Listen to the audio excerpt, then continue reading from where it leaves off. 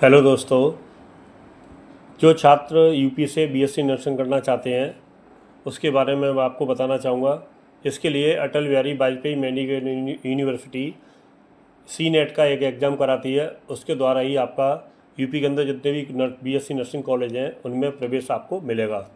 इसके लिए university exam कराती है, उसके बाद रिजल्ट निकलता है और काउंसलिंग कराती है। काउंसलिंग के माध्यम से ही एडमिशन संभव है यूपी के अंदर। इसलिए किसी के झांसे में ना आए आप लोग। डायरेक्ट एडमिशन यूपी में किसी भी कॉलेज में नहीं होगा, काउंसलिंग के थ्रू ही होगा। इसलिए आप अटल बिहारी वाजपेयी की मेडिकल यूनिवर्सिटी की वेबसाइट पर जा करके अपना रजिस्ट्रेशन करके फॉर्म फिलअप करके अपनी प्रक्रिया को पूरा कर सकते हैं। इसके लिए आप जैसे स्क्रीन पर देख रहे होंगे, इसमें इसके जो दिशा निर्देश हैं उनको कृपया ध्यानपूर्वक पढ़िए, सावधानी बरतिए। फॉर्म भरने में आपको नाम, पिता का नाम, माता का नाम, इनके आगे मिस्टर या मिसेस इस तरीके से कुछ नहीं लगाना है। और इसके लिए 2 मोबाइल नंबर होना अनिवार्य है। इसमें आपका व्हाट्सएप नंबर भी लिखा जाएगा और ईमेल आईडी भी लिखी जाएगी। ईमेल आईडी का पासवर्ड अपना संभाल के रखें, फ्यूचर में इसकी ज़रूरत पड़ेगी आपको। फॉर्म भरने से पहले इसकी जो दिशा निर्देश हैं उनको कृपया ध्यानपूर्वक आप लोग पढ़ें। कोई गलती नहीं होनी चाहिए। एक छोटी सी गलती आपके फॉर्म को रिजेक्ट कर सकती है। इसलिए इसका जो आवेदन करने की जो प्रारंभिक डेट है वो 28 मार्च 2026 से शुरू हो चुकी है और इसकी जो अंतिम तिथि है वो 20 मई 2026 है। इसलिए अंतिम तिथि का इंतजार न करते हुए फॉर्म को अतिशीघ्र भरें। और इसका जो एग्ज़ाम होगा, आपका एंट्रेंस एग्ज़ाम, वो 6 जून 2026 दिन शनिवार को होगा। और समय समय पर अटल बिहारी वाजपेयी मेडिकल यूनिवर्सिटी की वेबसाइट को चेक करते रहें, जिस पे आपको सभी प्रकार के अपडेट आपको मिलते रहें। बीएससी नर्सिंग करने के लिए आपका 12वीं क्लास यानी 12th में बायोलॉजी होना अनिवार्य है। इसलिए जिन बच्चों के पास 12th में बायोलॉजी है वही इस फॉर्म को भरें। और पीसीबी में 45% होना अनिवार्य है जनरल कैटेगरी के लिए।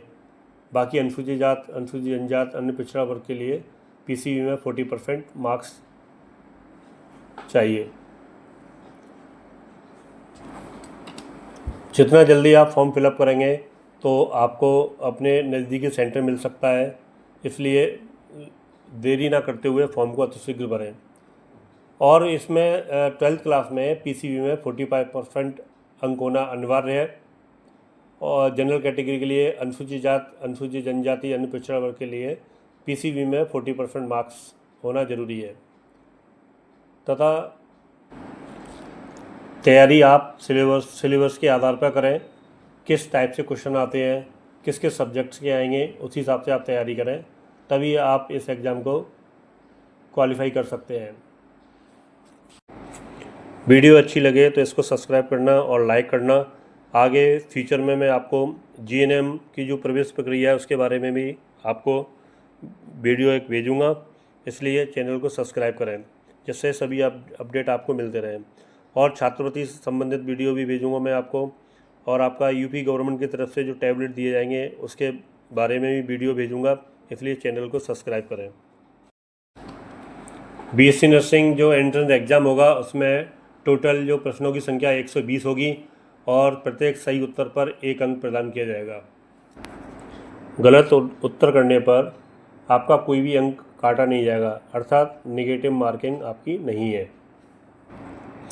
बीएससी नर्सिंग का जो एंट्रेंस एग्ज़ाम का पेपर होगा वो आपका हिंदी मीडियम और इंग्लिश मीडियम दोनों में आपको मिलेगा। इसलिए कुछ छात्रों का पूछना था, जानना था कि सर हम यूपी बोर्ड से पास हैं, क्या हम इस पेपर को क्रैक कर सकते हैं? तो आप भी इस पेपर को क्रैक कर सकते हैं, क्योंकि ये पेपर हिंदी मीडियम में भी आने लगा है। सबसे पहले जो फर्स्ट टाइम में जो एग्ज़ाम हुआ था तब आपका टोटल इंग्लिश में था। इसलिए छात्र निराश ना, यूपी बोर्ड के जो बच्चे हैं वो इस तरीके से तैयारी करें। सिलेबस के आधार पर आप अवश्य इस एग्ज़ाम को क्रैक करेंगे और आपको बीएससी नर्सिंग के लिए कॉलेज मिलेगा। यूपी के अंदर जीएनएम जितने भी कॉलेज हैं उनमें अटल बिहारी वाजपेयी मेडिकल यूनिवर्सिटी का एग्ज़ाम यूपीजीटी क्लियर करने के बाद ही काउंसलिंग के थ्रू ही आपको कॉलेज में सीटें मिलेंगी। इसलिए इस संशय को ख़त्म कीजिए, आपके कॉलेज में डायरेक्ट एडमिशन मिल सकता है। अगर कोई कॉलेज डायरेक्ट एडमिशन लेता है तो गलत कर रहा है आपके साथ में, इसलिए सचेत रहें, सतर्क रहें।